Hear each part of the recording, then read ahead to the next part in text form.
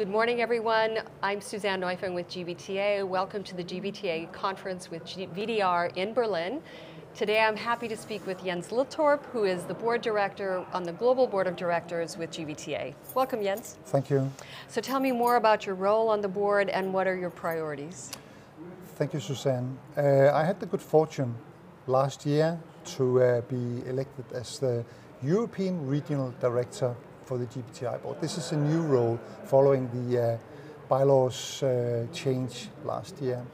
So I'm representing the European business travel community, buyers and suppliers. My key focus in that will be membership.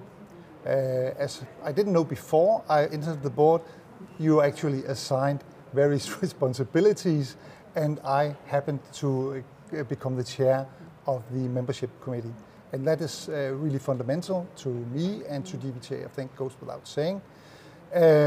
So in that piece of work, we will, over the coming years, look into what value is to the membership, how we can increase that, what we should have more and less of. We will engage with members, chapters, partners in an ongoing process and set targets to work on that.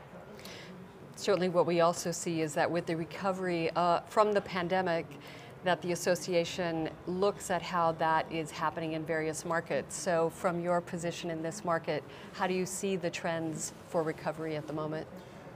Well, of course it's a perspective from this market, but I think it's valid for global. We see less travel. It goes without, we all know that. We're going virtual to a larger extent. In my company, we went down by 85% last year, even though we have no travel restrictions since July.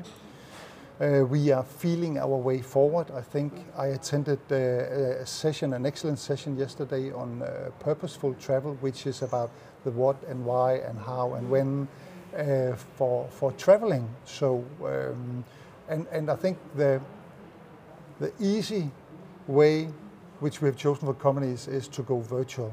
But I think we still need to see how valid that is and learning along the way. So that means travel managers and companies will have to constantly reassess when you should travel and when not. Okay.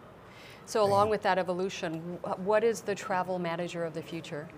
The travel manager of the future is a company watchdog, constantly on the search and lookout for changes in the industry and making sure to communicate and react upon those in the company.